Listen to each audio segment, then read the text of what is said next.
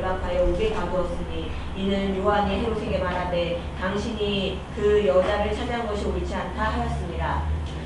헤롯이 요한을 죽이려 하되 무리가 그를 선지자로 여김으로 그들을 두려워하더니 마침 헤롯의 생일이 되어 헤로디아의 딸이 연석 가운데서 춤을 추어 헤롯을 기쁘게 하니 헤롯이 맹세로 그에게 무엇이든지 달라는 대로 주겠다고 약속하거늘 그가 제 어머니의 시킴을 듣고 이르되 세례 요한의 머리를 소반에 얹어 여기서 내게 주소서 하니 왕이 근심하나 자기가 맹세한 것과 그 함께 앉은 사람들 때문에 주라 명하고 사람을 보내어 옥에서 요한의 목을 베어 그 머리를 소반에 얹어서 그 소녀에게 주니 그가 자기 어머니에게로 가져가니라. 요한의 제자들이 와서 시체를 가져다가 장사하고 가서 예수께 아뢰니라. 아멘. 하나님 오후의 말씀을 듣습니다. 친히 말씀하여 주세요. 예수님의 이름으로 기도합니다. 아멘.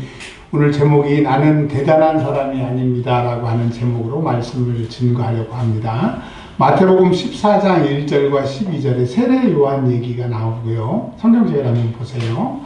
13절에서 21절까지 예수님께서 5,000명을 먹이신 사건이 나옵니다. 그 다음에 22절부터 27절까지 예수님이 물 위를 걸으신 이야기가 나옵니다. 그리고 34절부터 36절까지 어떠한 병자도 다 고치시는 예수님 이야기가 나오는 겁니다. 그러면 마태복음 14장은 세례 요한과 예수님을 비교하는 것이고 세례 요한은 그냥 죽음을 당했다. 사람으로서 죽음을 당한 얘기. 근데 예수님은 5,000명을 먹이시고 물 위를 걸으시고 모든 병을 고치시는 하나님의 아들이시다라고 하는 이야기를 해주고 있습니다. 즉 예수님을 믿기로 시작한 사람들에게 그 당시에 예수님보다 먼저 대중적인 인기를 끌었던 사람이 세례 요한입니다. 그 목이 곧은 백성들이 400년 동안 하나님께 미동도 안 했던 백성들이 세례 요한이라고 하는 사람이 나타나서 회개하라고 그러니까 우리가 어떻게 하면 좋겠습니까? 어떻게 하면 좋겠습니까? 군인들까지도 와가지고 살고 싶어서 그에게 물어봤던 대중적인 인기를 끌었던 사람이 세례 요한입니다.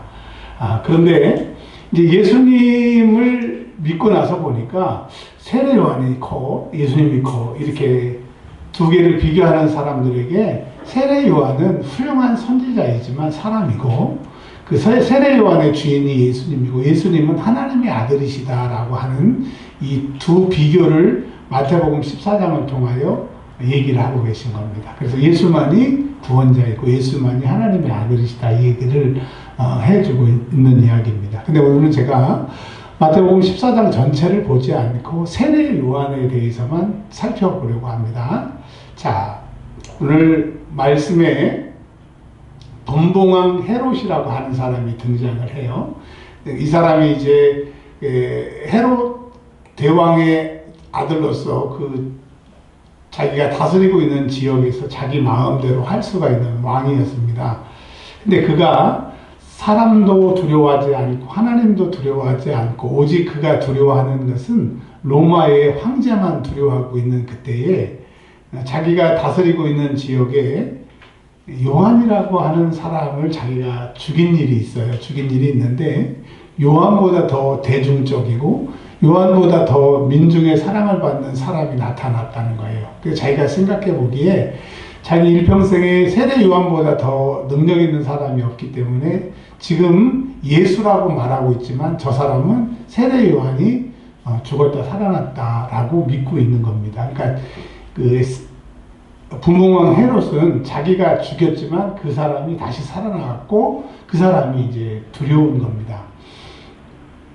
그러면서 옛날에 세례 요한이 죽었던 얘기를 오늘 얘기를 하고 있어요. 세례 요한을 통해서 우리에게 교훈을 하려고 하시는데 첫 번째 세례 요한은 하나님께서 보내신 사자입니다. 그리고 그가 말씀을 전할 때 많은 사람들이 회개했던 것처럼 우리로 말하면 능력자라고 말할 수 있는 거예요.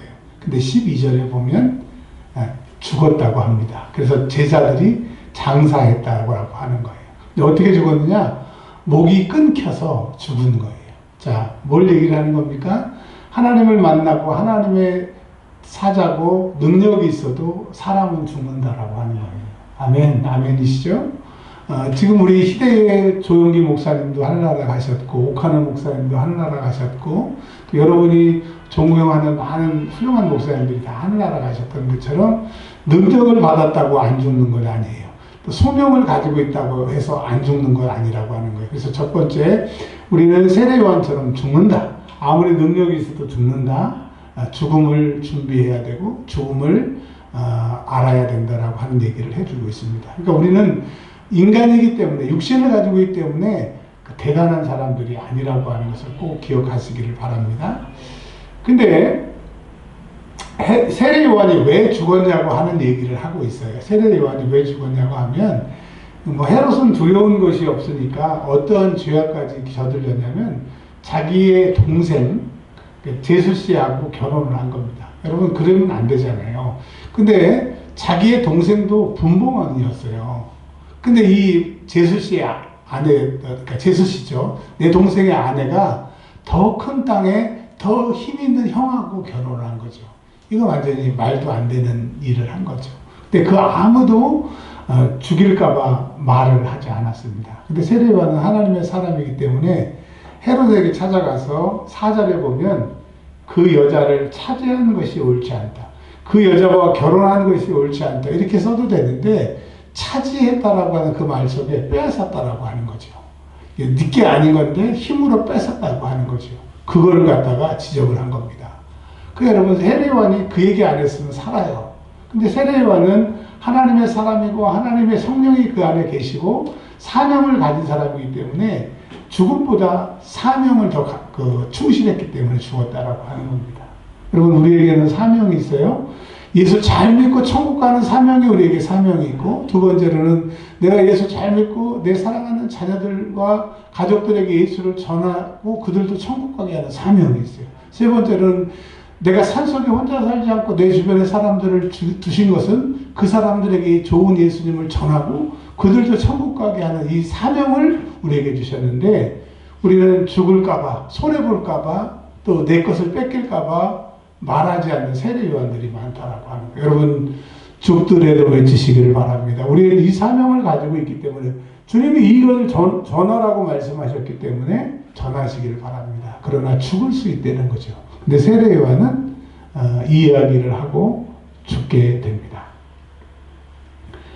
자, 헤로디아의 딸은, 헤로디아는 이제 빌립의 아내였고, 헤롯이 제수씨였던 헤로디아를 갖다가 데려와서 삽니다. 근데 헤로디아의 딸이 헤롯의 생일날 이렇게 춤을 추는데 너무 흡족해가지고 네 소원을 다 들어주겠다고 얘기를 하니까 세례 요한의 목을 달라고 하는 겁니다.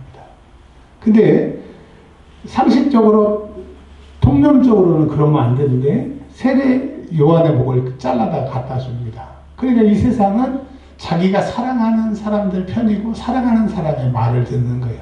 이 세상 임금 마귀는 자기 편, 자기가 원하는 사람들한테는 다 돈도 명예도 다 주는 거예요. 그러나 그거에 반대해서 예수를 말하고 예수 복음을 증거하면 가차없이 목을 끊는다고 하는 거예요. 그래서 여러분, 우리가 이 땅에 살 때 예수 믿으라고 하고 예수 믿는 것은 목숨을 담보로 하고 하는 거기 때문에 장난처럼, 아니면 기분에 따라서 예수를 주는 게 아니라 우리의 신앙생활은 목숨을 걸고 신앙생활을 하는 거예요. 그래서 잘해야 되고 최선을 다해야 되고 진실함으로 해야 된다라고 하는 거예요.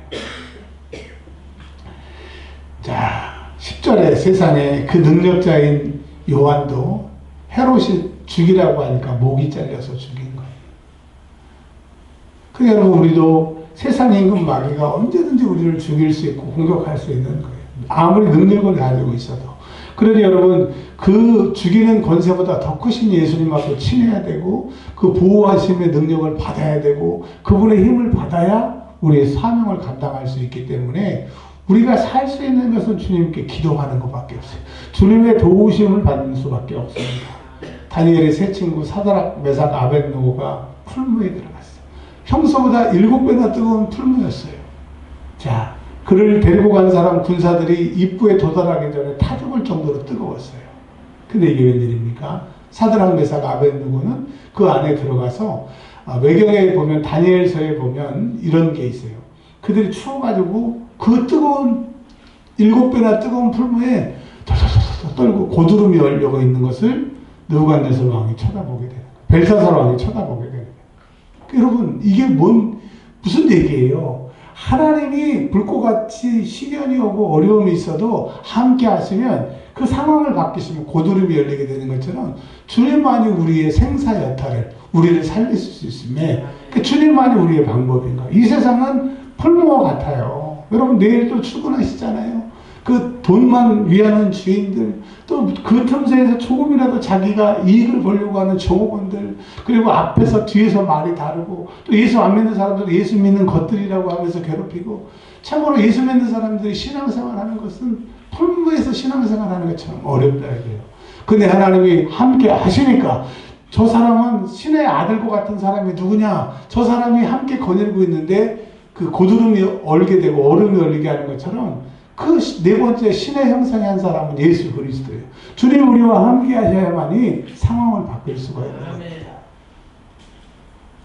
다니엘이 사자굴에 들어갔죠.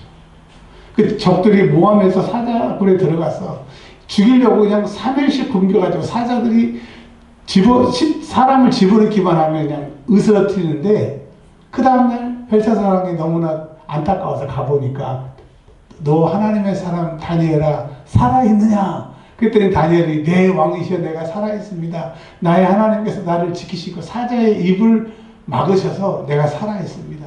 여러분 하나님이 사자의 입을 딱 막으니까 먹으려도 먹을 수가 없어서 다니엘이 살아나게 된 거예요.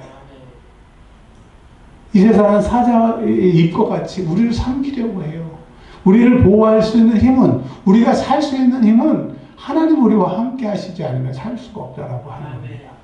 이런 기적과 같은 다니엘과 다니엘의 세 친구의 삶도 있었지만 오늘 세례 요한은 천사가 나타나거나 사자의 입을 막지 않고 그냥 죽게 하시는 거예요. 왜 죽었느냐? 세례 요한의 사명이 다 거기까지니까 죽는 거예요. 여러분 아무리 연기를 잘해도 감독이 대본에 이 조연은 여기서 죽는다 하면 죽어야 되는 거예요. 총을 맞고 죽어야 되는데 총을 딱 맞고 아이 감독님 내가 연기를 이렇게 잘하고 이 작품에 이렇게 공유한 게 많은데 왜 나를 죽여요? 나를 살려요? 그럴 수 없는 거예요. 하나님이 내 인생의 각본을 다 짜놓으셨어요. 넌 여기까지야. 너는 여기 사명이야. 그래서 여러분 우리가 사명 사는 그날까지 우리의 사명을 감당하는 사람들 되시기를 바랍니다. 일평생 이 땅에 와가지고 내가 이 땅에 왜 왔는지도 모르고 죽지 말고 이 땅에 온 나의 사명은 나에게 맡겨주신 요 세례 요한이 죽었던 그 목베임에 당하는 그 사건 그 순간까지 나에게 맡겨주셨구나. 그때를 알고 그때의 사명을 잘 감당하는 저와 여러분들이 되시기를 바랍니다. 마지막으로요. 사람들을 보내어 옥에서 요한의 목을 베었답니다. 그리고 이 목을 잘라가지고 소반에 가져간 거죠.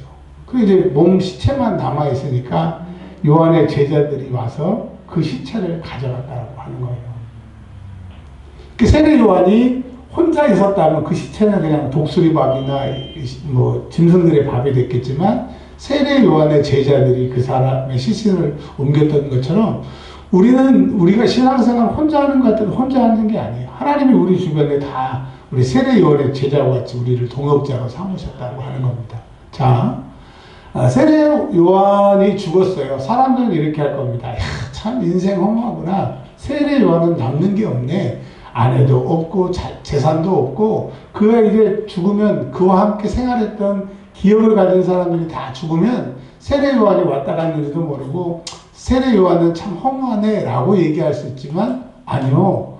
그가 죽음으로 천국에 가게 됐고 그가 죽음으로 이 땅에서 했던 상급이 하늘나라에 그대로 저장이 되어 있고 이 땅에 했던 모든 것이 하늘에 다 보화로 상급으로 남는 것처럼 이 땅에 주를 위해 애쓴 수고는 헛되지 않는 거예요. 하늘나라에 우리의 다 상급이 있는 거예요.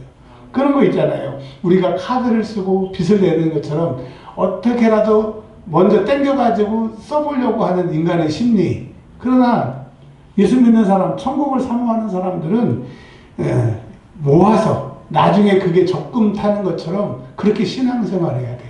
여러분 카드로 땡겨 쓰지 마세요.